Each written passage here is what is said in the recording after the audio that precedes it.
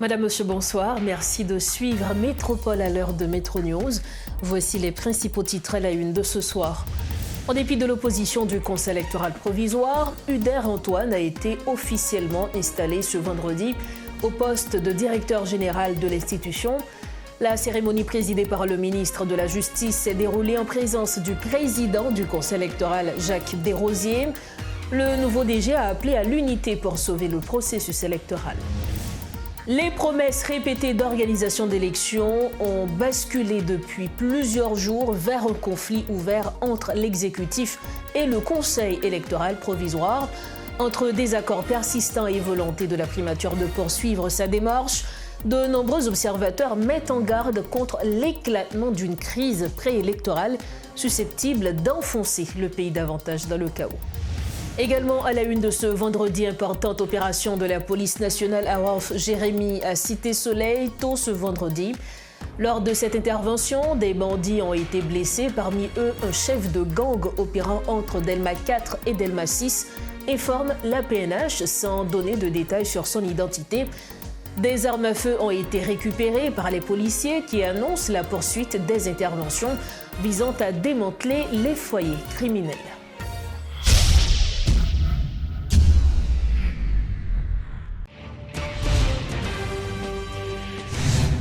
Bienvenue au développement des titres de l'actualité. Malgré l'opposition du Conseil électoral provisoire, le gouvernement a officiellement installé Uder Antoine comme nouveau directeur général du CEP lors d'une cérémonie tenue ce vendredi dans les locaux de l'institution.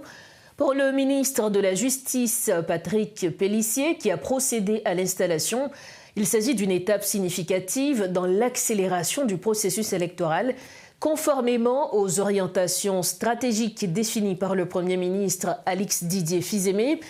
Dans son discours de circonstance, Uder Antoine tente de calmer le jeu, appelant à l'unité au sein du Conseil électoral de façon à respecter les délais établis pour l'organisation des élections dans le pays.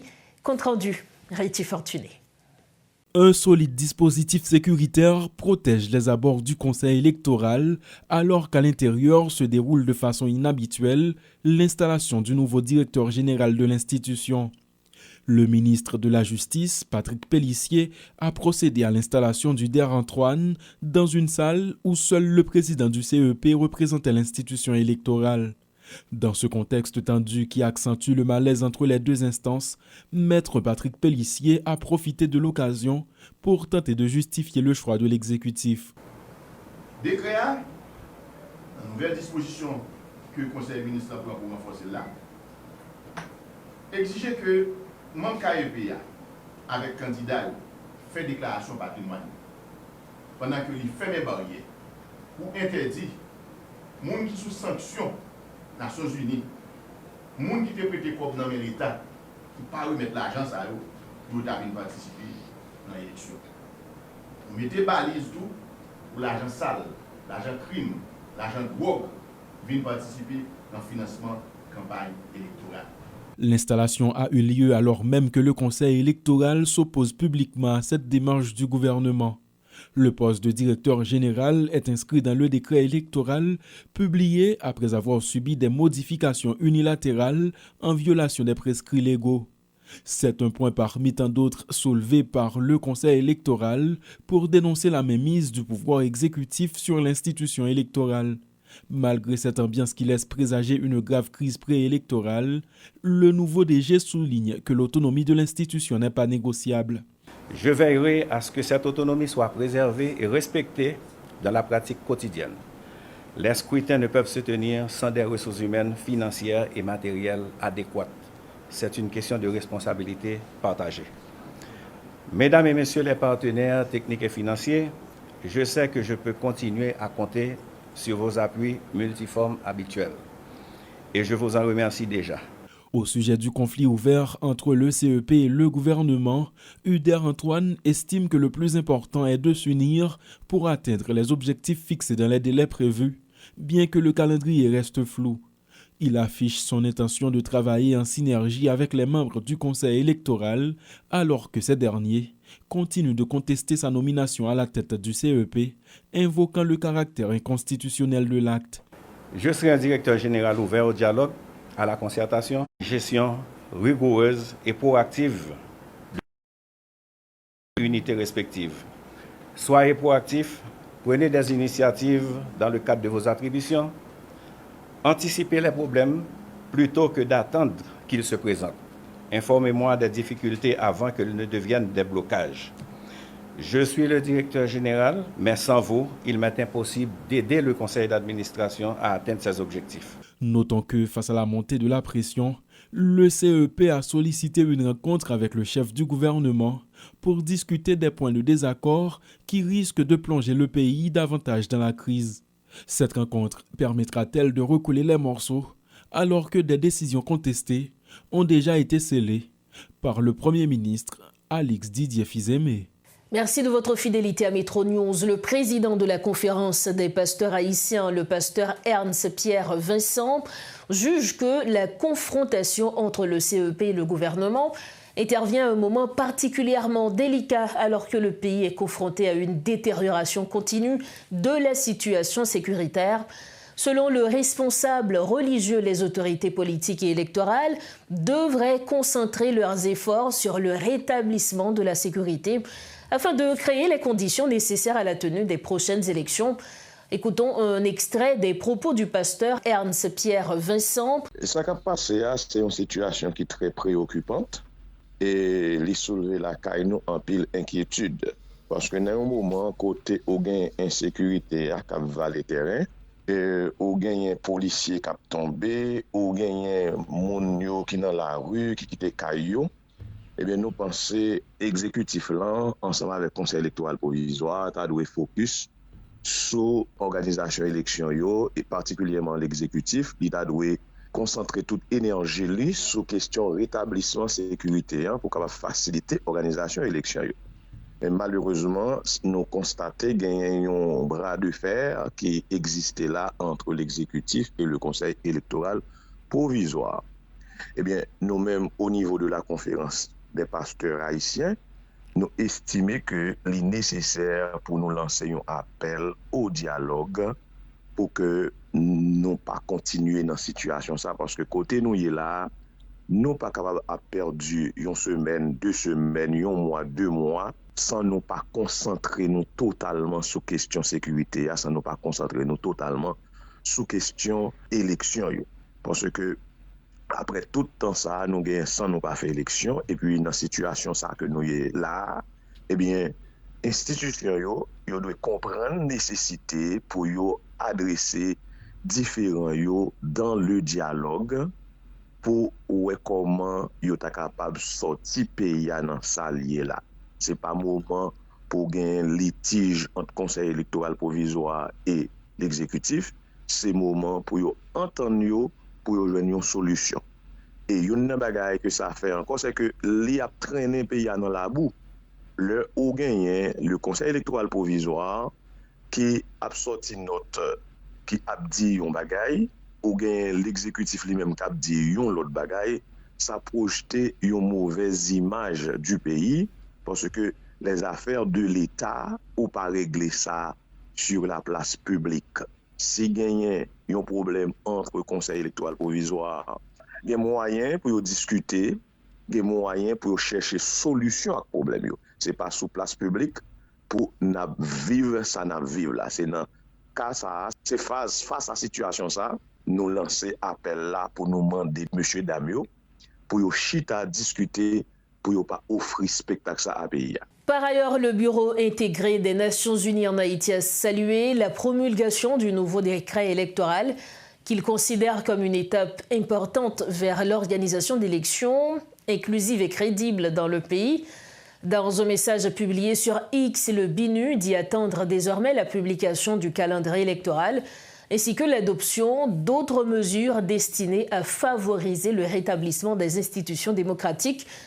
L'organisme onusien réaffirme également son engagement à accompagner le processus électoral, indiquant qu'il poursuivra la coordination de l'appui international aux élections et continuera de soutenir le Conseil électoral provisoire ainsi que les autorités haïtiennes conformément au mandat confié par le Conseil de sécurité des Nations Unies.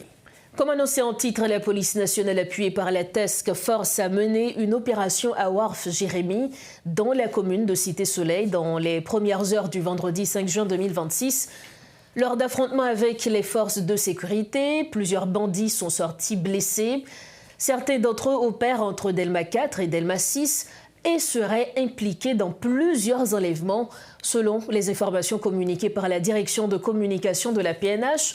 Cette intervention a également permis aux policiers de récupérer plusieurs armes à feu, un véhicule, des téléphones et d'autres matériels pouvant aider à l'aboutissement des enquêtes actuellement menées par la PNH. Autre dossier à Métro News dans le cadre du programme Retour au quartier. D'importantes opérations de distribution d'eau potable et d'eau de service par camion-citerne sont actuellement menées à Solino et dans les quartiers environnants, souligne le directeur général Austinville Théophile. Cette initiative comprend également la distribution de réservoirs de stockage d'une capacité de 1000 gallons, plus de 25 camions d'eau potable pour 400 seaux, 400 robinets, 2 réservoirs de stockage, ainsi qu'une importante quantité de produits de traitement chimique de l'eau ont été distribués au profit des habitants de Solino et de ses environs. Suivez ce reportage de Rodolphe Pierre-Louis. Sous la coordination du directeur régional de l'Orepa-Ouest, l'ingénieur Carledit et le SMA, d'importantes opérations de distribution d'eau potable et d'eau de service par camion-citerne sont menées à Solino et dans les quartiers environnants. C'est dans le cas de réponse que Dinepa à Baye dans le quartier Solino, avec les gens qui commencent à retourner dans le quartier. Il y a une task force qui est venue avec le comité qui fait un ensemble de promesses. Et c'est dans le cadre de ça que tu n'es pas commencé par les réponses, commencer à porter de l'eau et porter matériel. Ça nous fait là, c'est une phase, puisque nous avons distribué une quantité de l'équipe qui pour l'instant est évaluée à 400, que nous avons l'autre quantité dans le bail. Nous avons un ensemble de châteaux d'eau pour capable stocker de l'eau que nous avons bail. Nous avons un aquatable que nous avons distribué, nous avons de l'eau traitée, nous avons distribué, nous avons de l'eau de service, nous avons distribué. Cette initiative comprend également la distribution de réservoirs de stockage d'une capacité de 1000 gallons, de robinets, de seaux, de produits HTH, ainsi que d'autres matériels destinés à faciliter l'accès à une eau de qualité. Une importante quantité de produits de traitement chimique de l'eau ont été distribués au profit des habitants de Solino et de ses environs. Une fois les soins mis en place, tu n'es pas qu'à toujours faire des interventions ponctuelles à travers water trucking, mais nous permettons que le monde recommencer à la dignité dans le la caille. À travers ces interventions, la DINEPA réaffirme son engagement à garantir l'accès à l'eau potable et à améliorer les conditions de vie des communautés de la région métropolitaine de Port-au-Prince, se réjouit ce jeune professionnel qui habite à Solino. Côté que chaque jour dans ce semaine, plus que 4 quartiers à recevoir de l'eau traitée et eau de service. Donc, à travers DINEPA, à travers la mer de Port-au-Prince, la population elle-même chaque jour a une possibilité de rejoindre l'eau pour fonctionner comme ça doit. Parallèlement à ces actions d'urgence, la DINEPA travaille activement au rétablissement du fonctionnement des stations de pompage de Delma 19 et de Nazon. Les équipes techniques sont mobilisées afin de rendre ces infrastructures pleinement opérationnelles et permettre ainsi la reprise progressive de l'alimentation en eau potable à travers le réseau de distribution desservant la population. L'administration générale des douanes annonce une hausse de ses recettes au cours du mois de mai 2026. Selon le directeur des affaires juridiques et du contentieux de l'AGD, Réginald Sévère, les recettes douanières ont atteint plus de 12 335 millions de gourdes au cours du mois écoulé. Ce montant représente une augmentation de 15,3% par rapport à la même période de l'année dernière, soit plus d'1,6 milliard de gourdes supplémentaires. Les recettes enregistrent également une progression de 16,3% comparativement au mois d'avril 2026. Les responsables de l'institution indiquent que l'AGD a réalisé 94% des objectifs de recettes fixés par le ministère de l'Économie et des Finances. Ils attribuent ces résultats aux efforts de modernisation de l'administration douanière ainsi qu'au renforcement des mécanismes de contrôle et de lutte contre la fraude. Pour refermer la page nationale de Métro News, les gardes-côtes américains ont intercepté en haute mer un navire surchargé comptant 240 migrants à Haïti, a rapporté CBC jeudi. Le commissaire des douanes et des patrouilles frontalières Rodney Scott, qui a partagé les images sur les médias sociaux, a déclaré que le navire surpeuplé prenait de l'eau et menaçait de couler. Les gardes-côtes américains et les agents fédéraux ont aidé à prévenir ce qui aurait pu être une perte catastrophique en vies humaines, d'après le média américain.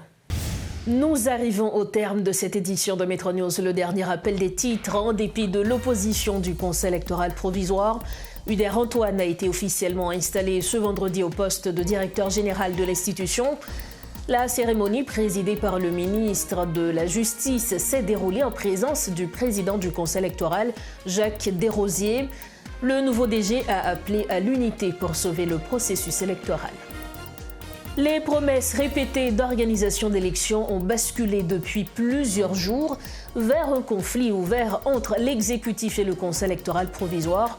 Entre désaccords persistants et volonté de la primature de poursuivre sa démarche, de nombreux observateurs mettent en garde contre l'éclatement d'une crise préélectorale susceptible d'enfoncer le pays davantage dans le chaos.